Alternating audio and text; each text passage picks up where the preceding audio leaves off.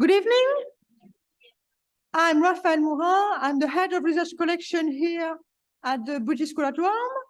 And I'm very, very pleased today to introduce Catherine Fletcher. Catherine Fletcher is our Balsdon Fellow this term here at the British School at Durham. She's currently working on weapons and hell, guns and society in early modern Italy. I'm sorry to say, Catherine, that I met you 15 years ago, I calculated, in Chicago, the Renaissance Society of America. I answered a call for papers she published, and we made by pure case. And it was a very, very interesting panel.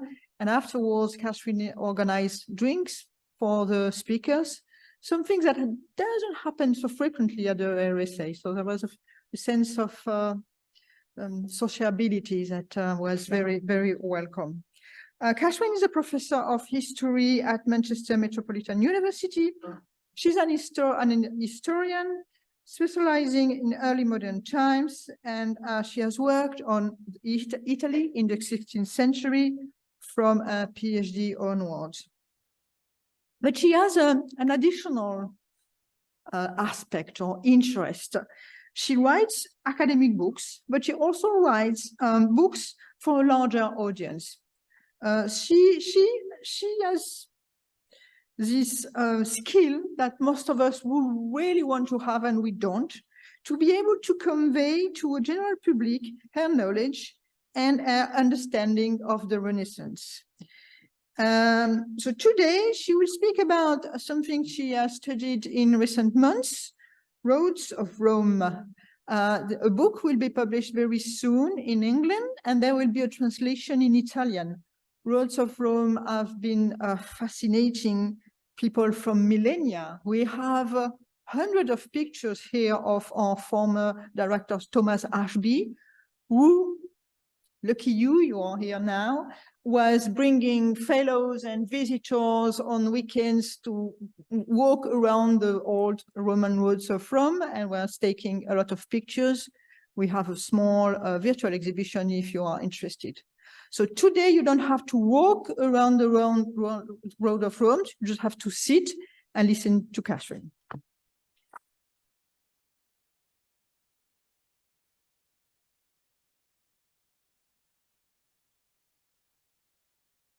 Well, thank you very much indeed, Raffaella, for the kind introduction. It's great to hear that so many people are also joining us online, as well as all of you in the room here. When I started to put this lecture together, I was wondering whether I could throw in something for all of the fellows here who are doing their own research project. And I got quite a way along. I got an ancient canal from one of my colleagues. I got sheep smugglers for another. I got the Carthaginian General Hannibal building a road specially for his elephants. I got some Yugoslav partisans who, according to the CIA, were still using Roman routes. But I decided I had better restrain myself because we do want to get to drinks after the lecture and I could go on all night. But I think the fact that in theory I could do that says something quite important. And that is that really so much of European history, and indeed history beyond Europe, can be told through the story of these roads. Indeed, as Charles Dickens said in 1844, when he took his own walk on the Appian Way, here is a history in every stone that strews the ground. I am, in fact, very far from being the first person at the British School at Rome who has talked or written about the Via Appia.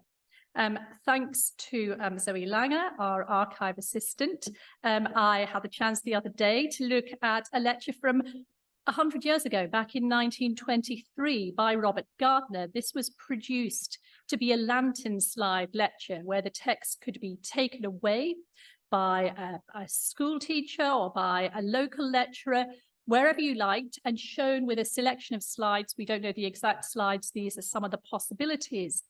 And here we see him writing that the roads are convincing proof of the greatness and a pathetic token of the decline of the Roman power. Gardner was Craven Fellow at the British School here from 1912 to 1914. And during that time, he explored the Via Appia and the Via Traiana, all the way from Rome to Brindisi, which makes our kind of 20 kilometers or so, look, rather modest, with the director, Thomas Ashby, and a fellow award holder, J.S. Beaumont. And I suppose the question that I really want to address this evening is, well, why would you do that? Why would you spend an extra year of fellowship going off to explore the Roman roads? Or to put it another way, why are Roman roads so fascinating? I'm showing you here a detail of an 1865 Ordnance Survey map of Stirlingshire, which I just chose because it's near where my mother lives, and so I'm actually familiar with the landscape. But you can see, for those of you who are not in the room, you won't be able to see me pointing, but you may be able to see the line on the right of a road, then modern road with buildings along it. But here marked beside it is the line of a Roman road. Now, this Roman road is just sort of underneath some fields. It's not of practical use to anybody in 1865. And yet the official map makers of the British state decided it was a thing worth putting on the map. So they clearly cared about these Roman roads. And we still care today. As I went through this project, much of it sitting at home, not going on any roads during the pandemic, my phone algorithm learned that I was interested in Roman roads. And pretty much every week, without fail, it would send me a news story about a Roman road here. Someone had done research on a Roman road there. Someone had found a new Roman road in Wales, or rather a very old Roman road in Wales, but one we didn't previously know about. So we keep finding these Roman roads. And so in the course of the next 45 to 50 minutes, I'm going to try and look at the way that over the centuries, people have approached the Roman roads, what they have made of them, what they have done with them culturally. And I should say that as I go and answer this question, I'm dependent on the work of very many other scholars, as is inevitable in a project that spans over 2 millennia. And I cannot name them all as I go, but I want to say a general thank you to everybody's work that has helped me put this talk together. For those of you who are not familiar exactly with what we're talking about, this slide shows you an attempt at mapping the Roman road network in the time of the Emperor Hadrian. And you will see here just what a spectacular scale it covers. By this time, it stretches all around the Mediterranean. It stretches across a lot of what is now Turkey, all the way through the Balkans, through Spain, France, up to Scotland, as you were seeing on the previous slide of Stirlingshire. And, obviously I should make the point that a lot of Roman transport, in fact, went by rivers or by sea. But nobody can really credit the Romans with building the sea. So it doesn't quite have the same significance. On the other hand, the roads are there. They are written in stone. And unlike, say, the equivalent roads in the ancient Chinese Han Empire, which were earth, because they're in stone, they survive to have a cultural legacy much further down the line. Undeniably, on a very basic level, this is an incredible sort of engineering achievement, and I'll come on to some of the specific elements of engineering achievement as I continue. But it's also got a cultural aspect to it. On a practical level, the Roman road network gets you, or it may get the Roman army from A to B. Getting the Roman army from A to B may be desirable, or it may not be, depending on which side of this equation you are on. But the Roman road network, through its milestones in particular, but also through this novelty of stone paving that's used by no means everywhere, but in certain places across the network. It also has a symbolic function in that it communicates a presence of Roman authority in the empire. The milestones that you see here are the little group there is in the Museum Fano on the Adriatic coast, and the other one is kind of stands with a collection of rather random columns on the seafront in Bari. And these will tell you who was the emperor, unless that emperor has been subject to a damnatio memoriae, in which case you might see the emperor's name sort of scratched off the milestone in question. It may tell you how far it is to wherever you're going, which mile of the road you were on.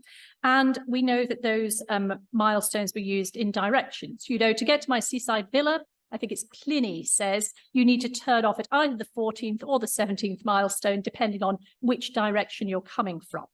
So these things have a kind of practical function, but they're also doing something cultural. They're telling you who is in charge. Roads are a site for tombs, a memorialization.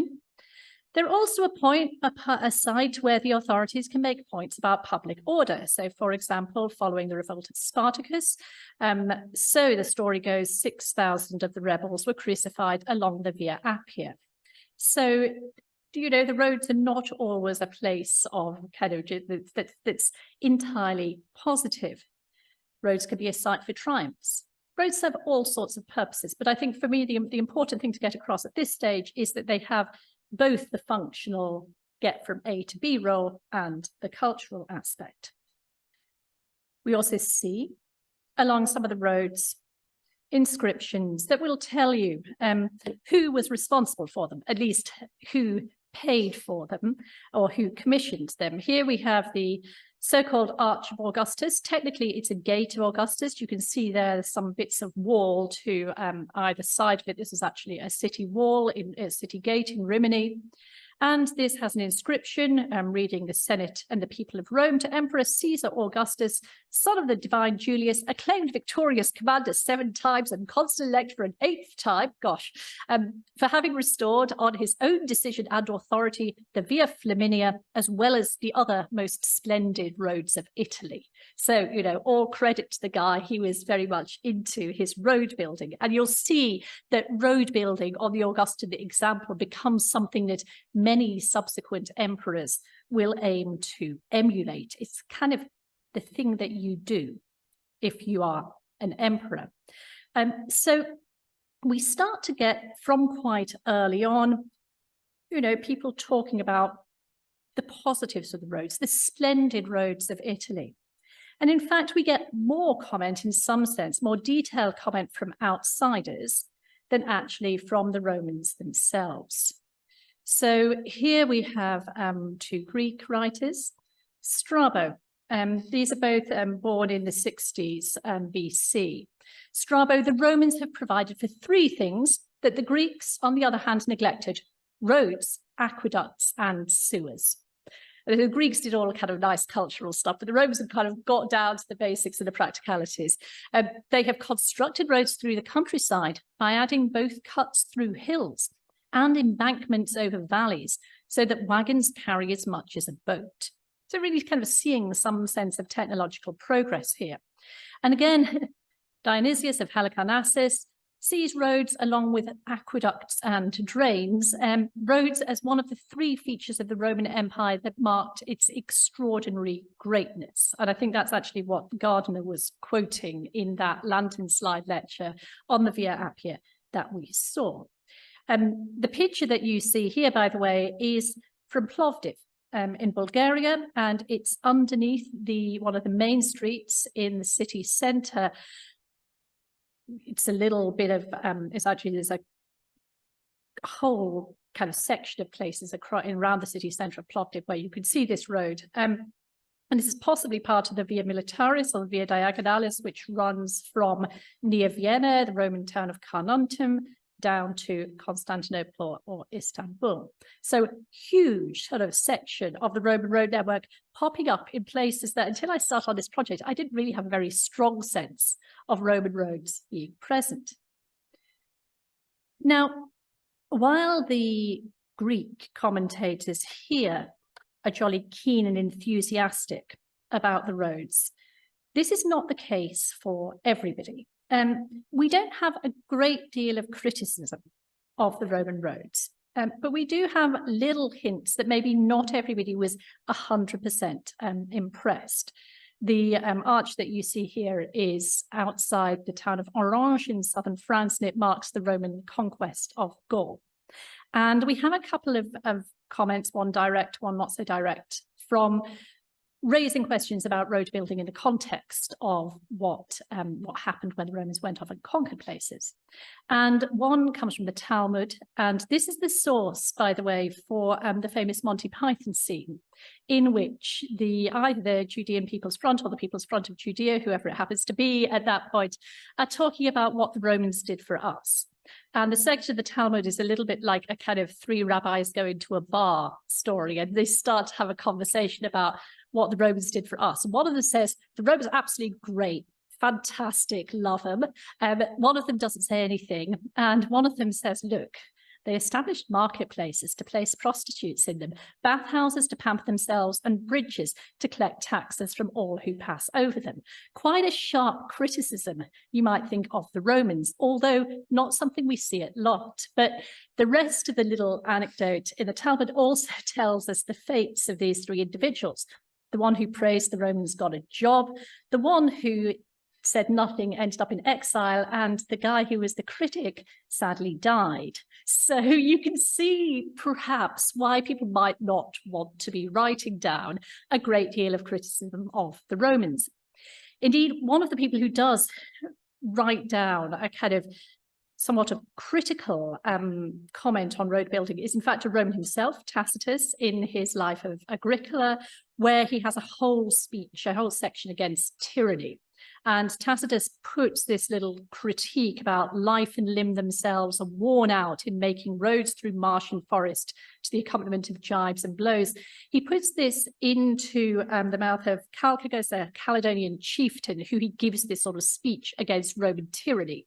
Now, this is probably not what an actual Caledonian chieftain was saying. It's all about the kind of politics of Tacitus himself and his family, who had fallen out with the emperor at that point.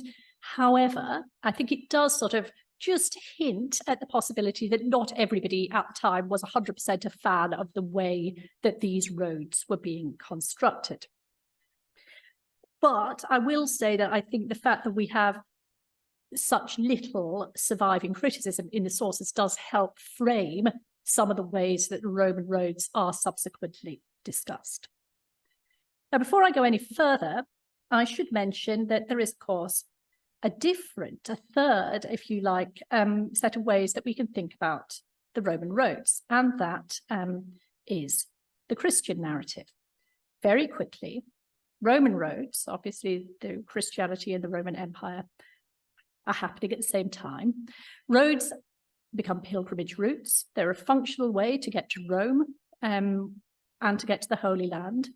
And we see in the New Testament, St. Paul traveling on the Via Appia from Pozzuoli up to Rome. And in that photo at the top there, you can see the present day commemorative plaques that recall, that journey of Paul of Tarsus, and also recall the visit of Pope John Paul II to Pozzuoli. So it's kind of a slightly odd setting because that wall is opposite the boats that you see there. So you're in this kind of quite like chic harbour on the one hand, and we've got the plaques on the other. But this becomes quite an important element in the repertoire of the way that people discuss the Roman roads, as does St. Peter's vision of Christ at the junction of the Via Appia and Via Ardentina, which is marked there by the Church of Domine Quo Vadis. So this is the story in which Peter is kind of leaving Rome. He encounters Christ, who and asks Christ, "Lord, where are you going?" It's a translation of the Latin, and Christ says that he's going to Rome to be crucified, at which point St. Peter kind of acknowledges that this is also basically where his fate is, so he turns back to it. So we have these different places. Obviously, there are the catacombs as well. We have various sites that grow up on the roads to form a Christian narrative that we will see travellers citing at a later stage. I'm going to move quite quickly through medieval history. So apologies to any medievalists in the audience. The evidence here for what happened to the Roman roads after the, particularly after the sort of so-called fall of the Western Empire, we don't know a great deal. In Britain, we have some evidence that they survive as infrastructure from charters. We know that there is fluctuating use of both the Via Egnatia, which goes from Durrës in what's now Albania along past Thessaloniki to Istanbul. We get a fluctuating use of that road in the Via Diagonalis, which is the one that will take you back up towards Vienna. They clearly don't get maintained to the extent that they were in Roman times. They probably are maintained for foot traffic, for horses, but not necessarily for wheeled transport consistently. And there's a kind of debate in the literature about exactly what happens when, but certainly I think an overall picture of fluctuation is pretty much where we are with that. One of the things that I think is particularly interesting about the roads in the Eastern Roman Empire, though, is that after 1453 and the Ottoman conquest of Constantinople, the roads really get kind of lost from a Western canon of the Roman Empire, a West which really starts to value the Roman heritage, as opposed to what's happening in the East, where the Ottoman rulers are tending to say, well, that's the defeated power, and gradually through the 16th and into the 17th century to move towards a much more positive commissioning of Islamic architecture over the Roman, over the Roman remains. I think what's interesting as well is that in very, very recent times, some of that Roman heritage, like with that road that we saw in Plovdiv in Bulgaria, has been revived and reinterpreted, is now kind of very much more being brought to the fore. It's the whole story going on there about the roads in the former Eastern Empire. Coming back to the West, meanwhile, there is some quite considerable use of the roads for pilgrimage. So what we're looking at here is a part of the former Via Cassia, which leads north from Rome. But from in the year 876, we see this first documented as the Via Francigena, the road of the Franks, which is an important pilgrimage route from France to Rome. On the whole, at least in terms of what they write in the sources, medieval pilgrims are more interested in roads from a functional point of view. They care about getting to their destination, not so much about the antique nature of the roads. We do have some interesting examples, however, of contests over road access, particularly between Rome and Ravenna during the early medieval period. This is when Rome and Ravenna have technically the same ruler, the exarch based in Ravenna, and various people are trying to fight to break off that connection, which was traditionally made through the Via Flaminia, and they have to basically build an alternative route to get through when they're being besieged by enemies on either side. Also under Charlemagne, we see some road improvements, a revival of some elements of the old cursus publicus system, which was basically a kind of public, semi-public system of messengers, which public authorities could deploy along the roads. We see some requirements to develop accommodation on the roads, which are quite similar to what happened on the ancient roads. And I think, much as we don't have a lot of detail from the source material, this is to some extent Charlemagne doing what a Roman emperor is meant to do, which is building an efficient transport network. And in fact, a later myth grows up that the Via Diagonalis, the one from Vienna to Istanbul, was built by Charlemagne as his road to Constantinople. This is not true, but the fact that a myth attaches to Charlemagne about him being a road builder, I think is indicative of the fact that perhaps this idea that road building is the correct thing for an emperor to do has not entirely disappeared. It's really, though, when we get to the 15th century and the Renaissance that we start to see people talking extensively about the Roman roads with a sense of their importance as antiquities. So here's Pope Pius II on the Via Appia in his commentaries. This road in many places more beautiful than at the height of the Roman Empire, since it was shaded on the sides and overhead by leafy filbert trees, which were at their greenest and most flourishing in that month of May. Nature, who is superior to any art, has made the road most delightful. There are ancient ruins on the mountains to the left, at the foot of which are the remains of old buildings called Bovillae. It is said to be the spot where Milo killed Clodius. So some of us actually visited this spot. This is Fletcher, where we can now see a Roman road underneath a McDonald's, right at the far end of the walkable section of the Via Appia. But even back here, you know, people are trying to link the classical texts to, in this case, the works of Cicero, to the physical landscape of the roads. And Pius, in fact, almost sort of starts to embark on road protection of these roads. At one point, he found that by the efforts of the Romans, a place that had been difficult to climb had been made easy, the mountain cut away on one side, and on the other, a retaining wall of huge squared stones constructed. Here, a man was digging out the pavement and destroying the road, breaking up the great rocks into small pieces to build a house near Nemi.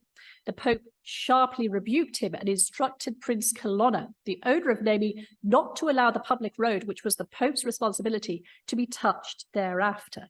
So I think, you know, we're getting a sense even in the 1400s that there's a little bit, you know, perhaps for functional purposes, but also out of the cultural symbolism of Roman achievement, you know, we want to protect the roads. And through the Renaissance, this process of investigation and commentary on the roads continues. Thanks to printing, there is a growing access to editions of ancient texts that discuss this history. We start to get books like in the 1550s, Leandro Alberti's Descrizione di Tutta Italia. This gets is basically what it says. It's a description of Italy. It includes descriptions of the various routes. In Spain, we see the Spanish humanist and chronicler Juan de Sepúlveda researching Spanish milestones and writing up a report on the milestones of Spain for King Philip II. We get a bit of a revival of Roman-style villa life off the roads around Rome. Villa Giulia, across the road from here, is situated on the Via Flaminia, going out of Rome. Villa d'Este on the Via Tiburtina, again, out of Rome. Villa Lante is the same over the other side of on the Janicolo. So we start to get a sense that these roads are forming part of a revived Roman landscape in the Renaissance. Of course, this is more accessible to some nationalities than others. And from an English point of view, as we discovered when we visited the Venerable English College the other week, travel to Rome became rather restricted for some time after the break with Rome and after the Reformation, when those English people who traveled to Rome, including here Marjorie Keeble, about how we know very little apart from her death. She is memorialized there in the English College with a date of 1548. The English people who came to Rome were mostly refugees, exiles, occasionally spies. I think it's fair to say that on the whole, while some of them did visit the ancient sites, again, tourism and antiquarianism was probably not the priority at this stage. But it does pick up and it does flourish. One of the prominent antiquarians of this period is Michel de Montaigne, who's French, who in 1579 can be found in his travel journal observing the ancient inscriptions. So here he's in a monastery in southern Germany, found an inscription telling how the emperors Pertinax and Antonius Verus had repaired all the roads and bridges for a distance of 11,000 paces around Kempton, where we were bound for the night. And so he and his companion then go out and look around Kempton to see if they could find these repairs. And then they observe, rather disappointed, well, having inspected all the roads about Kempton, we could find no repairs worthy of such artifices, and there was not a single bridge. And we certainly remarked that a way had been cut through some of the hills, but this work was not of prime importance. So sometimes you don't get what you go out to look for. But they clearly are looking. And in fact, they're one of the places they do go and visit and are much more impressed by is the Furlow Pass. This is on the Via Flaminia, and this is really one of the kind of examples of engineering achievement that I think really impresses people. So if you look at the hills on the left-hand photo there, this is a road that runs alongside what used to be a very steep valley. It's now dammed. So you have to imagine the kind of steepness of those cliff faces going down much further, and a road being cut along the side, and then these tunnels being cut by the Romans through the rock. This is still a functioning road. I've driven through it. It was the main road until the 1980s on the Via Flaminia, until they built a kind of new bypass and an all-new tunnel. But I think it gives you a little bit of an example of why sometimes travellers on these roads suddenly had a bit of a wow factor at the fact that the ancient world had managed to come up and create such impressive engineering. As the 17th century goes on, we do get a growth of tourism.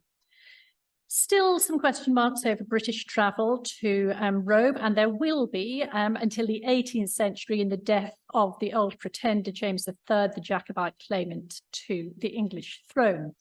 But here we see during the interregnum, so mainly 1650s, John Bargrave, who's a royalist traveller, a couple of companions, and they are there in the painting looking at a map of Italy. And Raymond actually writes about the Via Appia.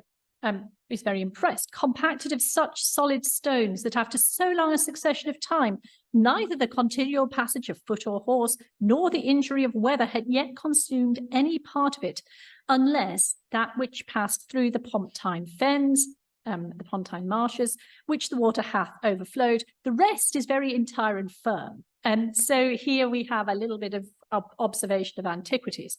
So Raymond is one of the travellers who combines an interest in the ancient world with sites associated with St. Paul. And he visits the St. Paul sites, and he also gathers inscriptions rather like Montaigne.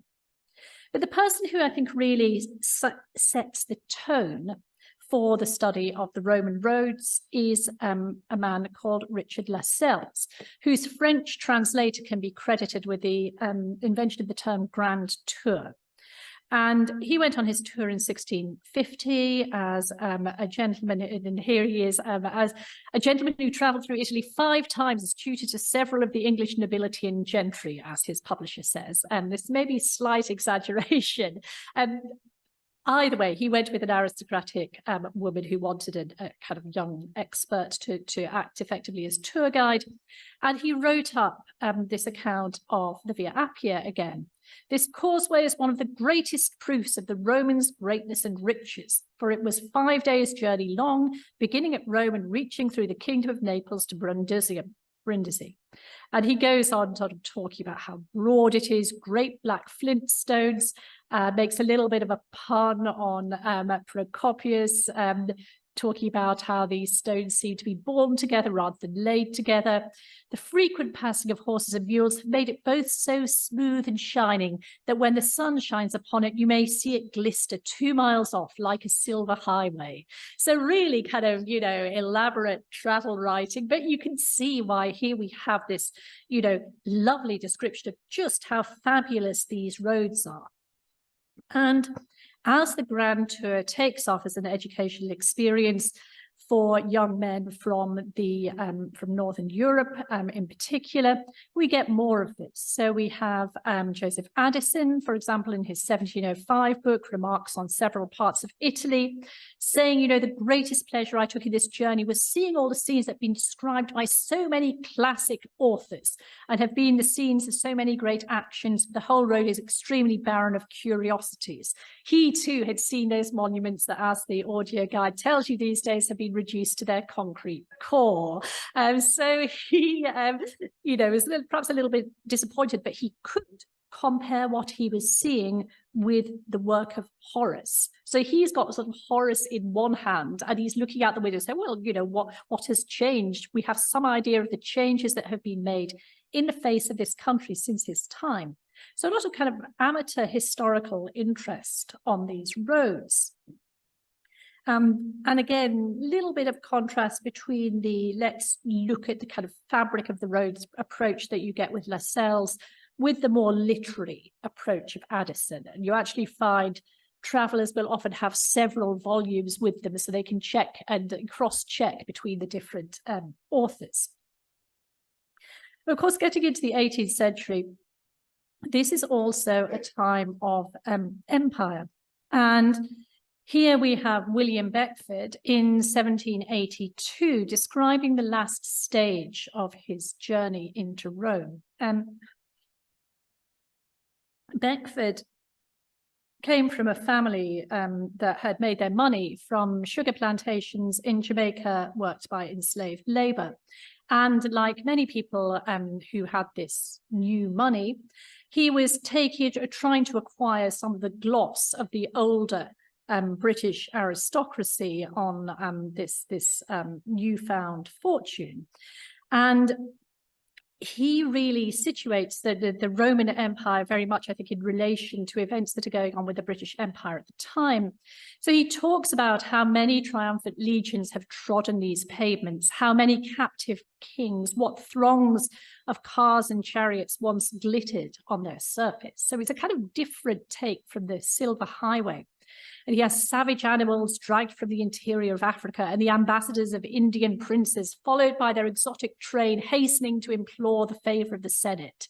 You can see like the parallel really between British imperial thinking in the 18th century and the way he's describing Rome. During many ages, this eminence commanded almost every day such illustrious scenes, but all have vanished.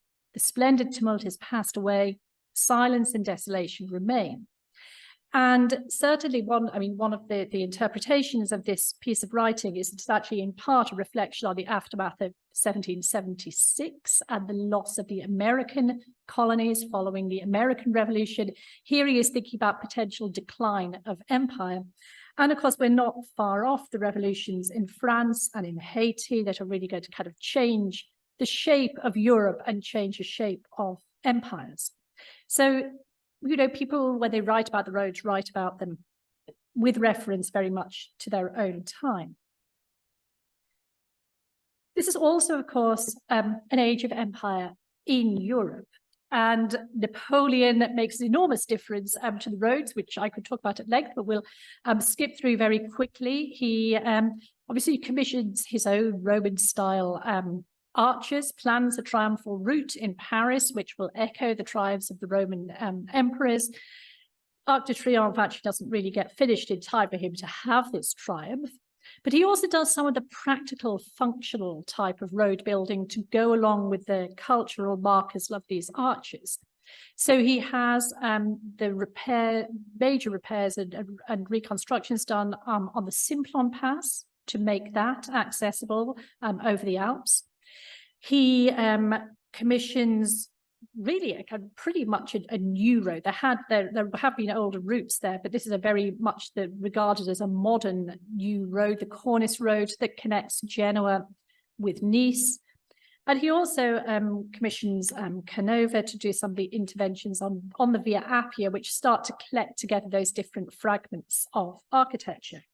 So we've got both the kind of functional and symbolic aspects of imperial road building here. But we also, as is typical with histories of Rome, which are always about kind of layer upon layer upon layer of history, we get yet another new narrative turning up, and that is the romantic roads of people like Goethe, also Keats, Shelley. These people are really putting much more emphasis on the roads as part of the landscape. And they also bring with them perhaps a greater appreciation of multiple periods of history. So by this kind of later 18th century, Romantic writers come both sides of Napoleon. We have an idea that actually it's interesting to go and look at the medieval sites, to go and look at the Renaissance sites. Mariana Stark, who is a very, very successful writer, not herself a romantic, she writes a kind of practical tour guide to Rome about the year 1800, starts to get, actually initiates a bit of a star rating at this point. You'll be pleased to know that the Sistine Chapel is a 5-star attraction, or rather 5 exclamation marks. Raphael rooms only get 4, though. And the other tips she gives, which are really useful, are which museums are damp and chilly. So you get like the full range of advice you need about which museums to go to with a jacket on, or whether or not to take your invalid aunt.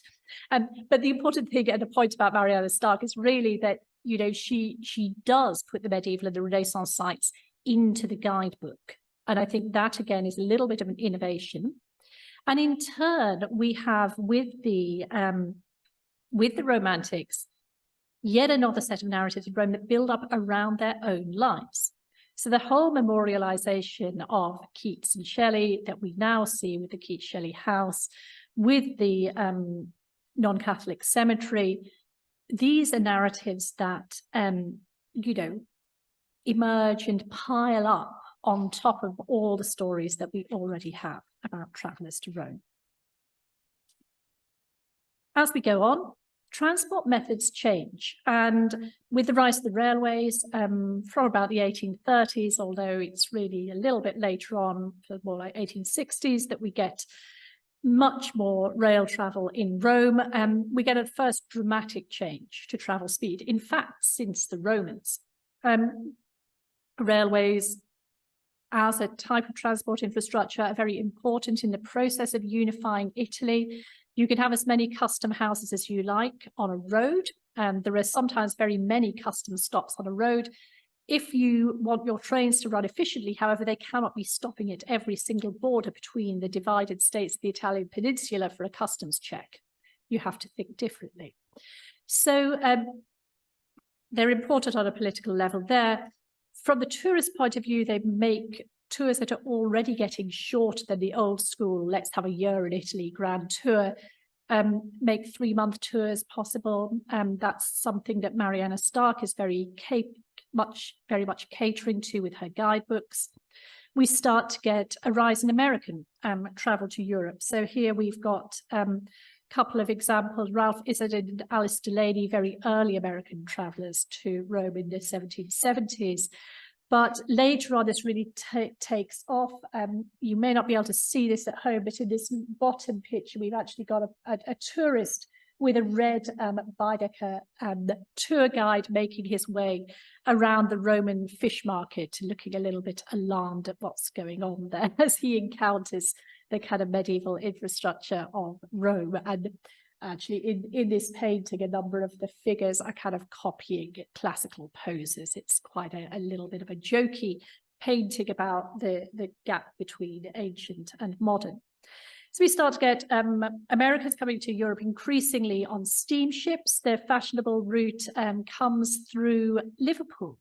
We arrive in a ship in Liverpool, take the travel down through England, which is relatively familiar, and gradually arrive in Italy itself. And we have some particularly interesting accounts from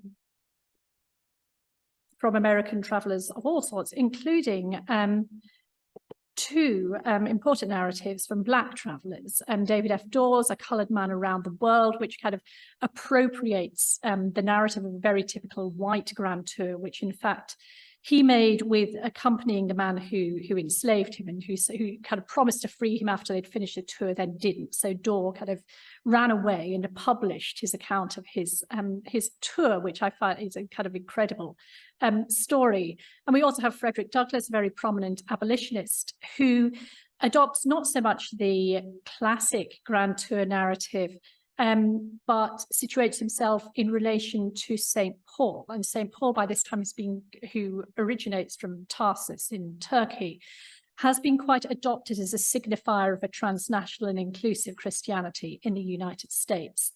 So there again, we see all these kind of remakings of stories about the roads to suit the campaigns and the kind of interests of the various travellers on them. And just also show you there the very recent, relatively recent 2013 memorialization of another African-American in the non-Catholic cemetery, Sarah Parker Raymond, who was an abolitionist and a physician who worked for many years in Florence and Rome.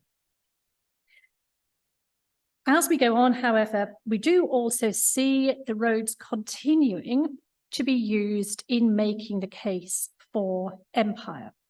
So by the turn of the 19th, the 20th century, really the kind of peak of European imperialism, we will see in school textbooks, in works by, for example, Rudyard Kipling, of road building very much as a positive.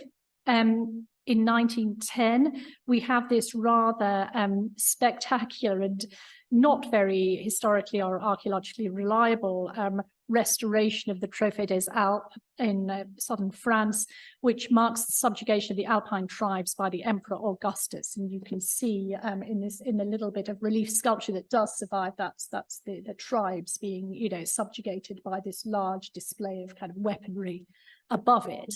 So this was again a kind of adoption of Roman imperial imagery by present day rulers. Indeed, there's a former British ambassador to the United States, James Bryce, who also taught at a university down the road in Manchester from my own. Occasionally I'm glad that it's one of theirs and not one of mine. It made a very explicit comparison between the ancient Roman Empire and the British Empire in India, and talked very explicitly about roads. To make forces so small as those on which Rome relied and those which now defend British India adequate for the work they have to do, good means of communication are indispensable.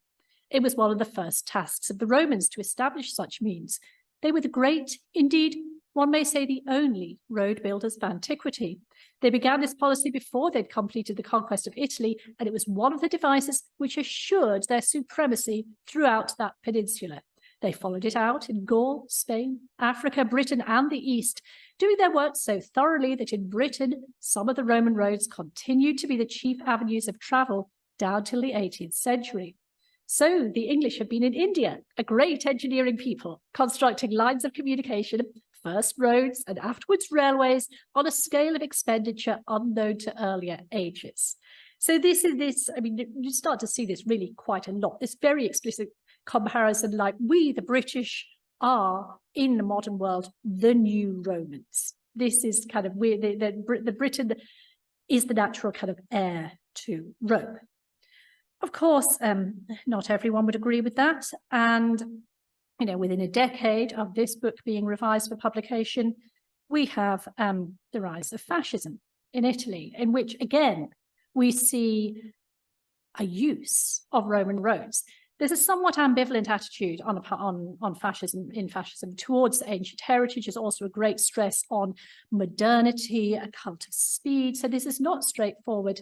But if you go down to the forum, you might see what looks like a Roman milestone, and in fact is not. It is a milestone marking the opening of the Via dell'Impero, which cuts between the Roman Forum and the Imperial Forums. And it commemorates the 10th anniversary of 1922 and the declaration of the Italian Empire. And it kind of really marks out this kind of street of the Empire, as it was called, which has now been renamed the Street of the Imperial Forums. So there's lots that I could say. In fact, this is one of the areas of the history of the reception of the roads that has been studied in most detail. So perhaps I don't need to go into it so much, but I will just observe, going back to the Arch of Augustus, the Gate of Augustus, that with this gate, as with very many others, including the Arch of Trajan and Benevento, its current appearance in the cityscape is a product of demolitions and the rebuilding of the surrounding square in the 1930s. Much as you may have seen, there's a similar process in Rome around the Forum, with the clearance of the kind of medieval quarters around the Theatre of Marcellus. Here we can see, if you look just to that side of the photo and through the arch, you can see a very characteristic fascist period architecture that has been designed around that space. And there is very much the same framing when you look at Trajan's Arch in Benevento. And it always annoys me when I go and see these places that the interpreted signage just sort of explains that the demolitions happened, and kind of almost magically, without talking about the agency and the question of why it was that presenting these monuments in this way was so important. Again, a topic that could be a whole lecture in itself, but let me kind of try and sum up a little bit, because I'm conscious we're approaching 7 o'clock here. So I think just seeing an image here of Terracina, famously visited by Goethe, with the Via Appia cut into the main square there. I think in terms of how Roman roads have functioned in the Western imagination, because this has really been where I have ended up focusing, because I think it is in the history of the West that Roman roads have been accorded particular significance. I think there's been a selective use of source material. It is very much about the positives. We hear very little about Spartacus and the crucifixions along the roads until the 20th century, when people start commenting on the Second World War and use it as a parallel. There are Juvenal wrote satires on the area around the Via Appia. They never turn up in the guidebooks. They're not really part of the repertoire of classical comment on the roads. You never hear the Talmud and Tacitus quoted in commentary on the roads until present-day academic work. And I think a part of the reason why the roads can be treated in this way is that there's a kind of millennium gap between the end of the Roman Empire and the kind of Renaissance revival of interests in the roads' meanings. So any kind of memories of constructions of the roads, the practical complaints, there's no continuing oral tradition of people perhaps not being so enthusiastic about this road, about these roads. They can simply be just a purely great thing that happened. And of course, I don't want to say they're not a great thing that happened. I do think that the Roman roads were a spectacular and very genuine achievement in engineering, and indeed their engineers should absolutely get great credit. I think they're partly fascinating because they have a continuing physical presence, and for a very long time, I mean, within living memory, they had practical uses for getting people from A to B. I think they can be fascinated because the origins are distant enough in time that we can be selective about memories of problems or hostility. But I also think they're kind of being made fascinating because they are a very attractable, useful past for any regime or individual who wants to talk about the greatness of empire. And that's a slightly more problematic aspect, I think, of their fascination that we might discuss further. But thank you very much for listening. If you would like to read some more of this and indeed get all the credits to the many people that have helped me with it, then the UK version of the book will be out on the 13th of June next year. And there are also Italian and Chinese translations that will be coming very soon. Thank you very much.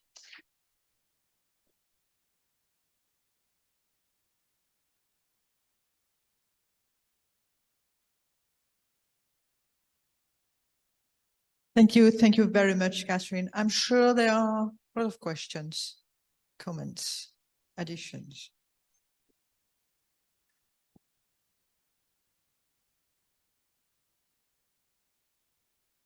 I was wondering, how long did it take for Romans when they conquered territory before they would start building roads there? Did they do this immediately? How long did it take for a road to be put up, to be established? Yeah, exactly. I mean, I think in a sense, you know, armies do in some places like effectively build roads as they go. And it's not the case. I think that Romans are straightforwardly, you know, are always building entirely new. So that quote from Tacitus about you have to hack through, well, that's going to be true sometimes, but a lot of times, you know, the Romans use existing roads, improve them, straighten them, take them over. So, I mean, and question of how far the Roman army can advance, I think is going to be quite dependent on territory, existing infrastructure, and so on. So I'm not sure. There are calculations that have been made about the size of workforce that you would need as well, and it's thousands of people to build, the Via Appia. There's some quite impressive numbers, which unfortunately I don't immediately have in my head. Sorry. Thank you. I'm going to be put on my annoying medievalist hat for a question and ask kind of about in between. And I guess maybe I can read the book and maybe find out then. But for now, I mean, what do you think then of you make of the Poitinger map?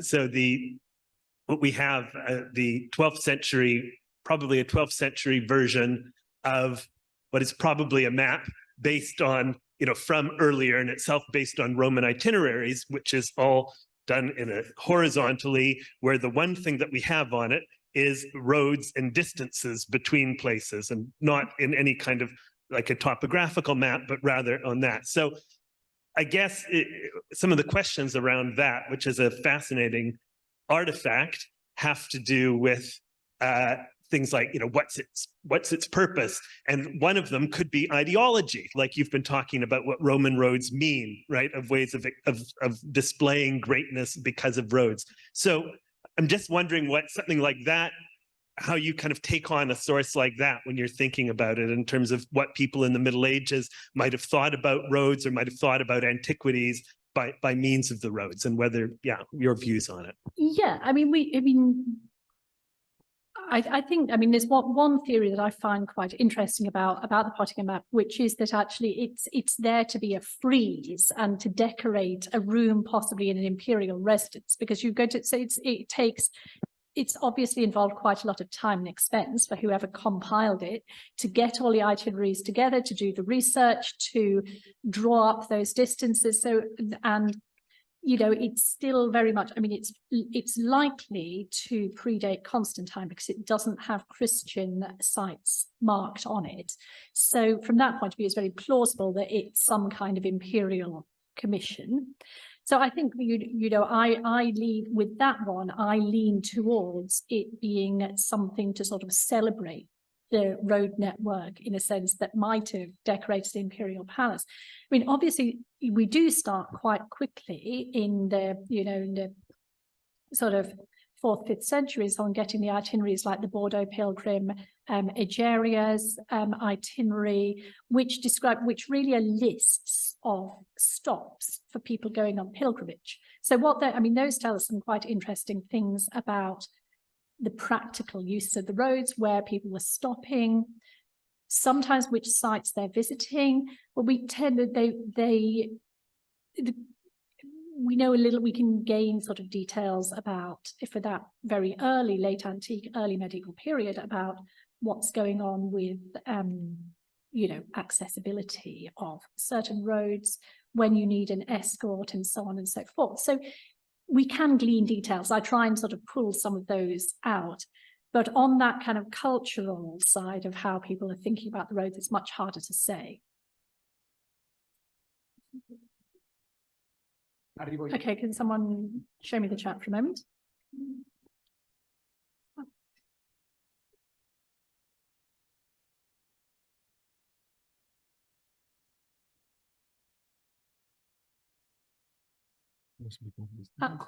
Okay, so yes, there's a question. There's a question here from Joanne Allen, which asks me, so where does the phrase "all roads lead to Rome" come from? And it is a medieval proverb. So it's actually in a it appears in a treatise. It's oh gosh, now I'm having a complete blank about the name. It comes in Latin. It first comes from a French poet in Latin. It then appears in Chaucer's treatise on the astrolabe. So we are kind of quite, it obviously has a kind of wider meaning from "all roads lead to Rome," but it's that very explicit phrase is around then. Now you do get classical precedents for it. So there's a speech of Cicero's where he is actually arguing for citizenship for somebody from Cádiz, and uses something that kind of implies to make the case for the people of Cádiz being allowed citizenship, sort of makes an allusion to the fact that all roads lead to Rome. It isn't phrased in quite the same way, but clearly the idea of roads and connections is present. So some people might trace it back that far. And so I think, this is something that, also is there in the existence of the milestones, the golden milestones that sit in the forum. And we don't quite know what's said in the golden milestone, nor do we know exactly what's said on the equivalent in Constantinople. So there are various theories about whether this is a list of the roads, whether it's a list of the curatores viarum who are meant to be looking after the roads. Could be various options, but I think there are a number of ancient sources that sort of already sustain the idea before we get to the kind of medieval ones as well. Thank you, Catherine. This was really wonderful. I have two questions. First, I would like to address the millennium gap that you mentioned in the end, which I found really fascinating. And I was wondering whether you think it's possible to actually write a history of Roman roads and Roman destruction at all? Like, would that be something that could be like written, like basically hand of agency of Rome or Romans? And the second, I was really wondering what would be the road, one of the roads you took to Rome that surprised you, or like really like you learned something new on that road. So yeah, thank you again. So Corey, could you just say that first one again? Yeah, basically the millennium gap. The fact, the thing you said, that like basically the fact that we don't know that much about people who opposed Rome, is it even possible to write like a history of Roman roads and Roman destruction that went on? Okay, so I mean, I think with that, I think that question about we just to a large extent, like we don't have the sources for how people responded to the Romans turning up and conquering them. I mean, those we can imagine, we can extrapolate from how with the more modern empires. I try and think about we obviously know that there are kind of rebellions. We know that there are kind of physical fights to oppose Rome. And we know that in some cases, I mean, people seem to have kind of ended up celebrating the fact that they were Roman colonies. So I think, like, if you go to Nîmes, they've actually got a kind of coat of arms for the city that says "Col Nem," like Nîmes, the colony of Nîmes. And they kind of, maintain that image of having been a kind of Roman colony, which seems to be in some ways quite a surprise. But I think the question is, what happens to the opposition to Rome? Do people continue to oppose Rome? And then, I mean, obviously in certain cases, you get multiple rebellions. Romans eventually leave, they give up. They don't conquer it. I mean, they never conquer Scotland properly. They just they build some walls. So, in a sense, we can assume that, people are opposed. We don't have their words. So writing as a historian to try and say exactly what happened when we've only got the point of view of the people doing the conquest is, to some extent, it's a work of historical imagination and really trying to read between the lines of what might have been. And then in a road that surprised me, I think a lot of that was just, how much surviving Roman heritage there I came across as I went further east, because I know, if somebody said to me, there's loads of Roman stuff in Bulgaria before I started this project, I think I would have said, really? Because I think, I'm old enough to have grown up during the Cold War, and Rome was very much a place that belonged to the West. And it's and I think from the Renaissance onwards, Rome and its heritage has been very consciously co-opted by into an idea about the West, which partly is something that Nancy Bissar has written about very recently in relation to the thought of Pius II, who I was quoting there on the need to preserve the Roman roads. She doesn't actually write about Pius and archaeology, but I think it's an interesting element. So yeah, I think that for me, trying to think about the Roman road network as something that's actually not like just the Western canon of the Western roads, and something that's much bigger. Indeed, I didn't really talk at all today about the North African highway, which for practical reasons couldn't be a part of my travel for this book because there was just no travel options available at the time that I was producing the book. And, you know, I think rethinking where the Roman Empire sits is actually, you know, from a popular point of view, I know that all of the experts know this. I'm not sure it quite comes across necessarily in the more, you know, public-facing accounts.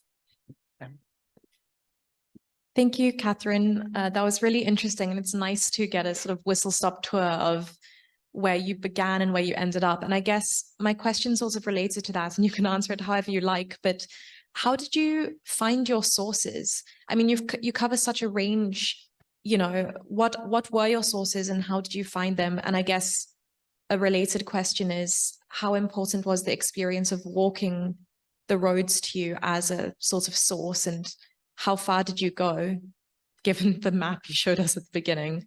Yeah, so I mean, in terms of how I found sources, I mean, in some cases, you know, for the ancient roads themselves, there are some very, you know, good books by, you know, leading people like Ray Lawrence on, you know, how the Romans built their roads. And I really went to my university library. I started with those books that I kind of spread out as I came across particular objects and such like that I wanted to explore. In some cases, I had some great research assistants who helped with specific things. So Luke Daly-Groves did a lot of modern history research for me. Louisa Itzi did a bunch of research on the kind of late antique and early medieval Rome. So were several other people as well. And so I think that, so partly it wasn't all me. I did my own stuff in the middle section that I know best, where I'm kind of familiar with teaching, and so I kind of knew where to start. But the source material, a lot of it's, you know, these are sources that have been published and edited, because I wasn't able to do archive work at the point that I was writing, and they're available online. I mean, everything from Alberti, all the romantics. I mean, it's not necessarily very hard to find. And the great thing about digitized sources is, for this project, was that I was able to search on road. So I could just open up a 500-page novel, put in road, and see whether it talked about roads at all. Which and I think, you know, actually the digitization made an enormous difference to being able to rule out and rule in particular texts really fast. So you do road Appia Flaminia, and you could tell whether it was going to be useful.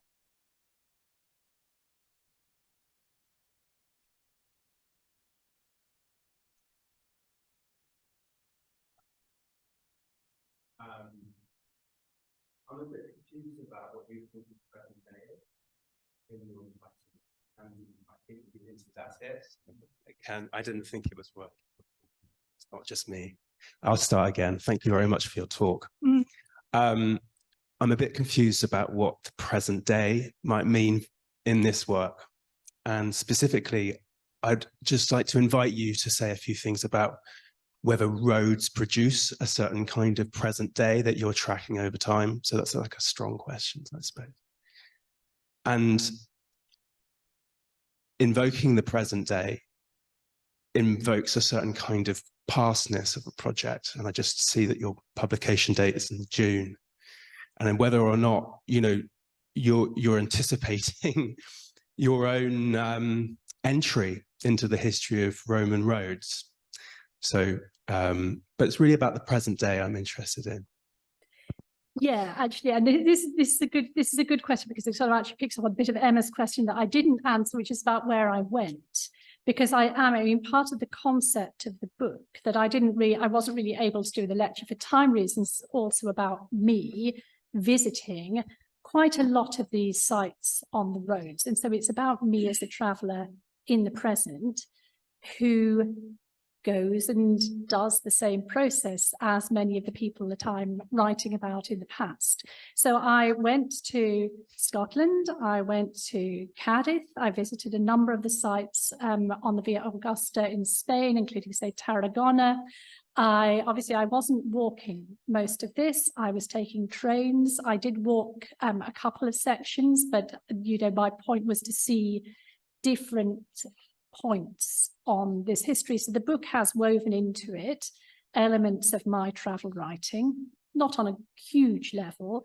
But yeah, I think that one of the things I was interested in was seeing how the roads were presented to the public in the present day, how they were being interpreted, but also on, to the extent to which I was sort of seeing a parallel between, events in the present and the narratives I was reading about the roads in the past. Was I doing the roads in the same way, or was I doing the roads differently? How are my roads, So I think the idea, it very much, it is me. And of course, it is, to some extent already out of date. I mean, I'm doing the proofs now and things have changed.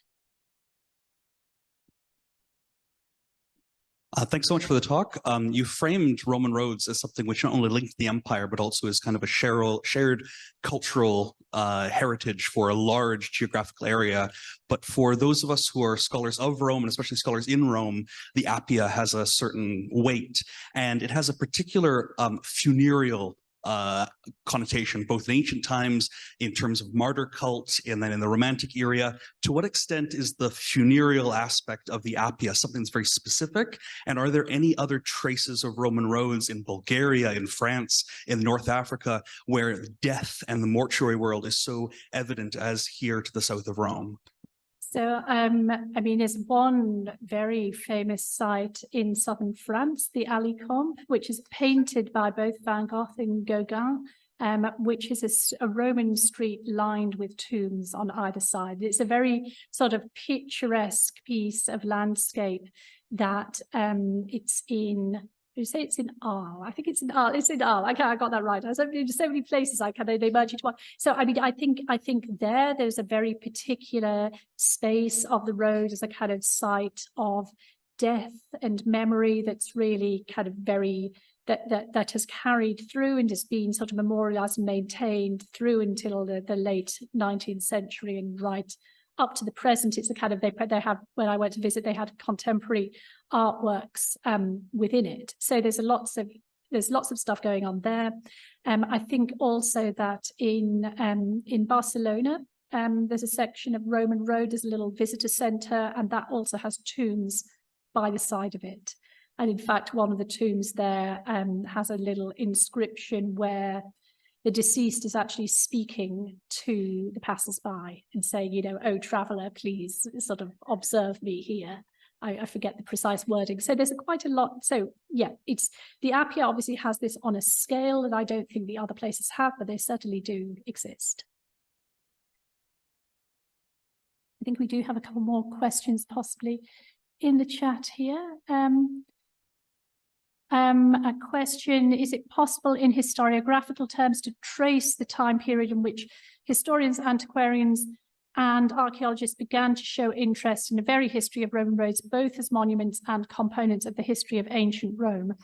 I mean, I do think this is a Renaissance phenomenon, really. I think those quotes that I gave from Pope Pius II, I think really illustrate that process of starting to think about the roads as heritage to be preserved, and that goes along with kind of wider efforts as at historical preservation.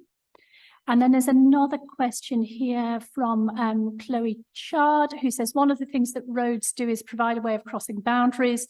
During the period of the Grand Tour, travel to Italy is regularly defined as an activity that entails the travel of a major symbolic boundary between the cold north and the warm south. It would seem that the Romans are implicitly conscripted on the side of transgressive travel by virtue simply of their skill in road building. Is this perhaps a precondition for the degree of attention paid to Roman roads? That's a really interesting thought, and I had to say that is not something that I had particularly thought of. So thank you. Yeah, I think certainly in this period there is a kind of, there's a great deal of interest in Roman roads, not only in the warm south, but in England as well. So there's a story about Lord Burlington having an archaeologist sort of via his gardener dig up a Roman road on his own estate and be terribly excited about it, because here is a kind of evidence of direct connection of England and indeed Yorkshire, so northern England, with this Roman past. So yeah, I think, you know, this sort of travel, the fact that it's possible to kind of travel all the way, and the fact of this real sort of physical connection in the stones between England and Italy, I think is important. And I'm going to do one final question from the chat, which is from Chris Wickley. Thank you for the talk. I'm wondering if you could comment on approaches to Roman roads in the 20th and 21st century. The talk promises to the present. Yes, sorry, I kind of slightly was a little optimistic there. In terms of their preservation or destruction, I'm thinking about the quasi-legal construction of private villas along the Appia from the 50s, politics, money, and the role of Antonio Ciderna in a protection of the road. Does your research extend to the issue of modern preservation? If this is the case, then a recent sale to private developers might make an interesting postscript. So really, I don't particularly deal with the heritage preservation in terms of the very kind of last ending of the book. I stick more with the kind of cultural impressions of travellers after the Second World War and how they were writing about and experiencing Roman roads in a presence increasingly of motorized transport, of aeroplanes, of Ciampino becoming, you know, having a flight path now that's situated next to the Via Appia, and in some ways quite changing the kind of soundscape and the character of some of those places. But yes, I think, you know, as I kind of talk more about the book, this kind of question of the sale of land to developers is something where there's been, you know, attention going back centuries about what should be allowed to happen in that place. Thank you very much, Catherine. Now you are free to go back to your research project. Thank you for taking the time of presenting your this research, and people who are here in Rome tonight can go up for drinks. And we thank you. We thank everybody else who was online and can have drinks at home if they want. Thank you very much. Thanks, everybody. Thanks, everybody in the chat for coming. Bye.